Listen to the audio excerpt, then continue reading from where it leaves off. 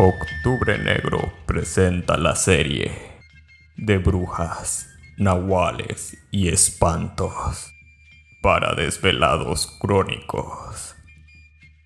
Me agarra la bruja, me lleva al cerrito, me sienta en sus piernas, me da de besitos. Ay, dígame usted. Episodio 2. Las brujas. Hablar de brujas en México es un tema largo y fascinante, pues durante al menos 500 años se han mezclado tradiciones de adivinación, herbolaria y hechicería mesoamericana, europea y africana. En el mundo náhuatl, el investigador Alfredo López Austin identifica más de 40 tipos de brujos y brujas.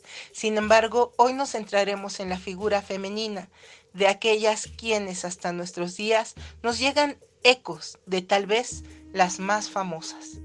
Empecemos pues por Malinalxóchitl, la bruja más nombrada en los mitos y leyendas mexicas. En la crónica mexica de Alvarado Tezosomoc, se nos dice que los mexicas se referían a Malinalxóchitl como Tahueliloc, la maléfica, y que no era persona humana. Está descrita también como Teyolocuani, la que come corazones; Tecotzcuani, la bruja que chupa la sangre; Teotlachiliani, la hechicera; y Texcuepani, la engañadora. Pero ¿por qué es recordada en la mitología mexica con tan graves adjetivos? Por el hecho y el atrevimiento de haberse nombrado sacerdotisa, hermana de Huitzilopochtli, representante del dios en la tierra, e indicar en nombre de éste que se asentaran de manera definitiva en tierras michoacanas. Ante esto, los sacerdotes, quienes le comunicaron al dios las quejas del pueblo, Huitzilopochtli respondió en sueños que aquella noche, estando ella durmiendo, la dejasen allí y se fueran secretamente sin dejar nadie a su lado, y que esta era su voluntad, porque su llegada sería por medio de varones guerreros y no por hechicerías y encantamientos, y se levantaría solo así la nación mexicana hasta las nubes. Malinalxóchitl y los suyos fueron pues abandonados y se asentaron en Malinalco, que vino a ser una ciudad muy poderosa, cuyos habitantes fueron temidos como grandes hechiceros y magos, incluso en el siglo XVI. Ciguateteo. Las ciguateteo ciguapipiltin eran mujeres nobles muertas en parto, espíritus femeninos encarnados, quienes después de 4 años de acompañar al sol al atardecer y durante la quinta trecena del calendario ritual Tonalpohualli, que era regido por la fecha calendárica Secoatl o uno serpiente y por las diosas Chalchitlico y Tlazolteotl, bajaban a la tierra con apariencia blancuzca y calavérica, con enormes garras de águila, cabellos ensortijados y vestimenta decorada con huesos cruzados. Venían a asustar a caminantes y viajeros en los cruces de caminos, o celosas buscaban a los primogénitos para robárselos o matarlos, motivo por el cual durante esos días las madres protegían a sus bebés con mascaritas hechas con fibra de maguey. Al considerárseles mujeres guerreras muertas en batalla, sus viudos debían cuidar la tumba de la fallecida por al menos 4 días, pues sus cabellos enmarañados, su dedo medio izquierdo y el antebrazo izquierdo eran considerados valiosísimos amuletos, especialmente para los guerreros. Según la leyenda, las ciguateteos se hicieron presentes durante los presagios de la caída de Moctezuma, lamentándose por las calles de Tenochtitlan y gritando en la noche: ¡ay, mis hijos! ¿A dónde me los llevaré? Otras figuras famosas en este sentido son las lectoras del maíz, adivinas que usaban un cuenco de 9 o 20 granos, según la tradición y el caso a consultar, para hacer presagios sobre el devenir de las batallas o del futuro del consultante. En los códices Tudela y Magliabechi se pueden observar este tipo de prácticas. Por su parte, el misionero franciscano Toribio de Benavente, conocido como Motolinía, hace referencia al arte adivinatorio por medio del maíz. Echaban un puñado de maíz, de lo más grueso que podían haber. Él lanzaban 7 u 8 veces, como lanzaban los dados.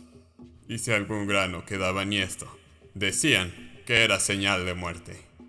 Asimismo, Si a alguno se le perdía cosa, o animal, o ave, hacían ciertas hechicerías con unos maíces, y miraban en un lebrillo de agua, y dizque allí veían lo que él lo tenía, y la casa lo estaba. Y si era cosa viva, allí les hacía entender si era muerta o viva.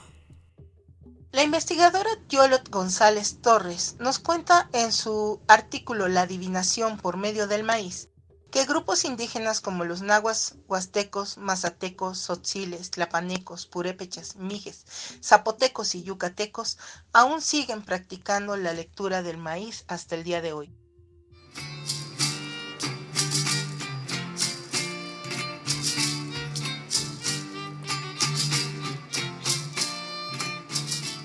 Durante la época novohispana hay casos muy interesantes registrados en los archivos históricos que dan cuenta de cómo las tradiciones de Europa, que veían a las brujas como mujeres que hacían pacto con el diablo para obtener favores y causar daños a terceros, y con el poder de volar montadas en demonios y luego en escobas, se fueron mezclando con las tradiciones autóctonas, como la capacidad de las nahualas en convertirse en bolas de fuego o intercambiar partes de su cuerpo con los guajolotes, por citar un ejemplo.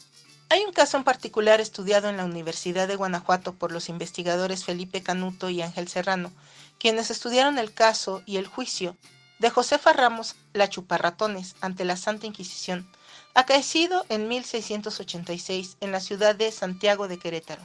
El 6 de febrero de 1686, Josefa Ramos se presentó por voluntad propia y sin tener acusaciones previas en su contra para confesarse de prácticas de hechicería, en especial hacia la persona de Juan Patiño, dueño de la botica del lugar, en la que trabajaba Josefa de Melo, mujer casada pero en abandono, quien solicitó sus servicios para volver impotente a su amante, Juan Patiño, pero solo con la esposa de este. La bruja Josefa Ramos preparó unos polvos para Josefa de Melo, quien se los dio a su amante Juan Patiño, para que fuera impotente solo con su esposa Gertrudis. Al parecer, toda persona que se cruzaba con Juan Patiño se empezó a enfermar y al poco tiempo todo se salió de control, pues todo el pueblo estaba sintiéndose mal a consecuencia del hechizo de Josefa, salvo la mujer del boticario, Gertrudis. Cuando se le preguntó ante el juicio por qué solo ella era salva, la esposa del boticario, dijo que el diablo le aseguró que nada le podía hacer a las Gertrudis.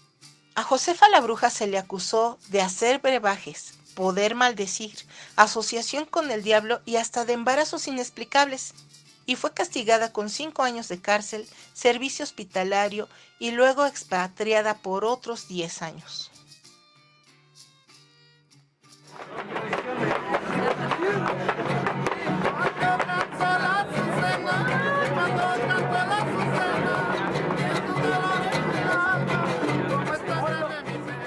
A continuación, y como prometí, les contaré una experiencia personal que tuve muy joven con un par de brujas en el rancho Las Fuentes, perteneciente a la Huasteca hidalguense, donde la asistente de mi madre y segunda madre mía nos llevaba en todos los periodos vacacionales y que luego yo visité por mi cuenta. Tenía unos 15 o 16 años de edad la última ocasión que fui al rancho Las Fuentes en la Huasteca hidalguense, donde llegué a los 6 años por primera vez. Llegué por mi cuenta y aprovechando mi adultez anticipada, planeé conocer esta vez los caminos y rincones ocultos de los lomeríos que conformaban el paisaje cargado de vegetación, tan misterioso que de niña nunca me había atrevido a recorrer. Tomé valor y primero fui a visitar por primera vez la casa de doña Irene, de las que muchos decían que era bruja. Su casa era tan oscura que daba escalofríos. Eso sí, llenísimo de imágenes de santos y en bulto, veladoras, velas y humo del fogón y de las velas que llenaron de tizne aquel lúgubre hogar. Salí de ahí más rápido de lo que entré, aunque por educación no pude evitar hacerle un poquito de nerviosa plática a aquella ancianita rara que desde niños nos dio miedo a más de uno. Unos días después, subí tanto como pude por caminos que nunca había usado. Llegué a una casa muy malvibrosa. Al frente había un grupo de animales miserables. lucían exageradamente enfermos. Un perro, un gato, una gallina, un guajolote y un conejo, amarrados del cuello al grado de estar inmovilizados. Tenían sarna, además de estar cubiertos de verrugas. Emitían voces muy raras e iguales. Es decir, no sonaban ni a gato, ni a perro, ni a gallina. Sonaban a llanto humano, ahogado por las cintas de sus cuellos. Yo estaba petrificada con la escena, cuando la puerta se abrió súbitamente. Alcancé a percibir la misma oscuridad tiznada de la casa de doña Irene y un montón de luces que emitían velas de cebo de colores. No sé ni sabré quién abrió esa puerta, pues de la impresión salté hacia atrás y me salió un poco lo huasteca que tenía, y a toda velocidad volé con mis guaraches hasta la casa de doña Nacha y nunca más caminé por ese rumbo. A manera de conclusión y a la luz de la experiencia, creo que el caso de estas brujas de la Huasteca se parece a la historia de los nahuales del mismo rumbo que les conté en el episodio anterior. En aquel les comenté que don Evaristo se tuvo que volver nahual para poder alimentarse, ya que la separación estricta de tareas por género dejaba desvalido a los hombres para hacerse de comer una vez viudos, y a las mujeres, al asignárseles solo tareas domésticas, al quedarse viudas o solteronas, tenían serios problemas en poderse mantener económicamente, lo que creo que influía en que se dedicaran a la brujería y hechicería para sobrevivir. Este podcast es posible gracias al apoyo del festival Octubre Negro. La idea original es de la profesora Angélica Sosa. La edición corrió a cargo de Saed Cervantes. La música es una colaboración con los siguientes músicos: Donovan Hernández, Grupo Mesme, Jorge Martín Valencia y Roberto Ferreira.